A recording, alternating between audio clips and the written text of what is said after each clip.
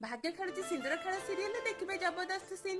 आज आयुष तार सांग मानक सहित देखा करबा पाई लिपिका को लेके जाइथिबे। आयुष रो सांग माने लिपिका को देखि कहबे एते सिंपल झियो को बा हेइचु, तोर मॉडर्न झियो तो पसंद थिला, आ तू तोर पुराना प्रेम को केमिति भूली गलु?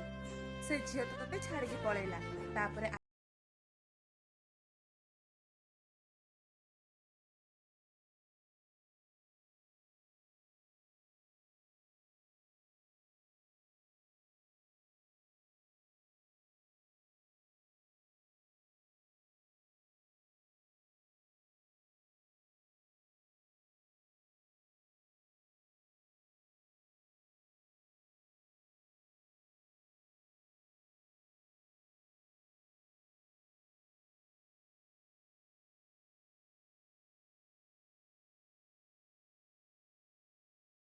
क्षीर दियंती ताहले से आमर किछि क्षति करिवनी।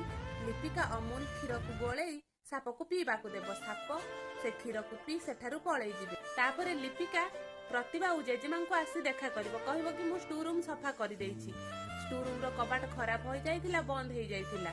मु झरका बाटे पळेई आसिली। सेठारे गुटी साप देखिली, ताको अमूल क्षीर देली पीबाकू, से पळेइला। लिपिका कहबो मा तुमे सतर्क रे रहिबो, साप घरे कौटी भी पशि पारे। तापरे जेजेमा प्रतिभा डरी जी